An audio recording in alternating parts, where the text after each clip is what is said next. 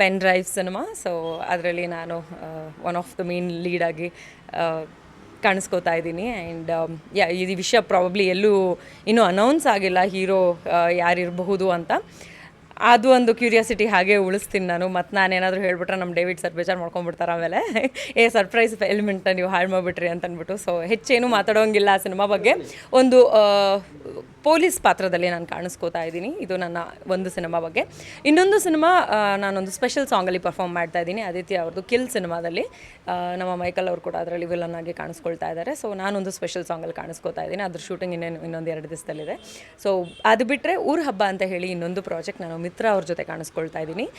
ಇನ್ನೊಂದು 2 special ಸಾಂಗ್ದು discussion ನಡೀತಾ ಇದೆ. ನೋಡೋಣ ಎಷ್ಟು ಬೇಗ ಆಗುತ್ತೋ ಅಷ್ಟು ಬೇಗ ನಾನು ಅದನ್ನು ಅನೌನ್ಸ್ ಮಾಡೋ ಹಂಗಾಯಿತು ಅಂತಂದರೆ ಖಂಡಿತವಾಗ್ಲೂ ಹೇಳ್ತೀನಿ. ಸರ್, ಡೈರೆಕ್ಟ್ರ್ ಬುದ್ಧಿ ಹೆಂಗಿರುತ್ತೆ ಅಂತ ನಿಮಗೆ ಆರ್ಟಿಸ್ಟ್ ಆಗಿ ನಾವು ಹೇಳೋಕ್ಕಾಗಲ್ಲ.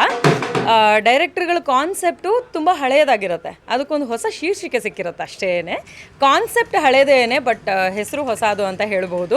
ಅವರು ಇದನ್ನು ಒಂದು 2 ವರ್ಷದಿಂದ ವರ್ಕ್ ಮಾಡಿರುವಂತಹ ಪ್ರಾಜೆಕ್ಟ್ ಇದು. ಸೊ ಹಾಗಾಗಿ 2 ವರ್ಷದಿಂದ ಯಾವುದೇ ಪ್ರಕರಣ ಆಗಿರಲಿಲ್ಲ ಅಂತ ಅಂದ್ಕೊಳ್ತೀನಿ.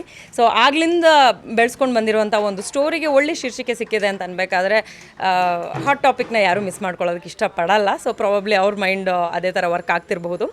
ಆ್ಯಂಡ್ ನನಗೆ ಗೊತ್ತಿರೋ ಪ್ರಕಾರ ಸಿನಿಮಾ ಕಥೆನೇ ಬೇರೆ ಇದೆ. ಸೊ ನಮ್ಮ ಪಾತ್ರ ಎಷ್ಟಿದೆ ಅಷ್ಟರ ಮಟ್ಟಿಗೆ ನಾವಿದ್ದರೆ ನಮಗೂ ಉತ್ತಮ ಅಂತ ಅನಿಸುತ್ತೆ. ಸೊ ಹಾಗಾಗಿ ನಾನು ಜಾಸ್ತಿ ಇದು ಯಾಕೆ ಹಾಗೆ ಅದು ಯಾಕೆ ಹಾಗೆ ಅಂತೆಲ್ಲ ಜನರಲಿ ಪ್ರಶ್ನೆ ಮಾಡಲ್ಲ. ಸೊ ಪೆನ್ ಡ್ರೈವ್ ಅಂತ ಹೆಸರು ಬಂದಿದ ತಕ್ಷಣ ಇದನ್ನು ಪ್ರಶ್ನೆ ಮಾಡೋದು ಚೆನ್ನಾಗಿರಲ್ಲ.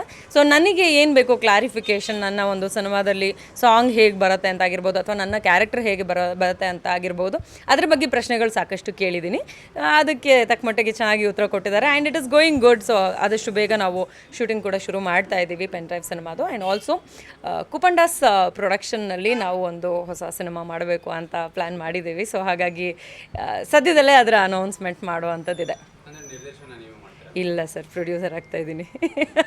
ನಿರ್ದೇಶನ ಮಾಡೋದು ಸಿಕ್ಕಾಪಟ್ಟೆ ಕಷ್ಟದ ಕೆಲಸ. ಸೊ ರಿಸ್ಕ್ ತೊಗೋತಾ ಇದ್ದೀನಿ, ಆದರೆ ಡಬಲ್ ರಿಸ್ಕ್ ತೊಗೋತಾ ಇಲ್ಲ ನಾನು.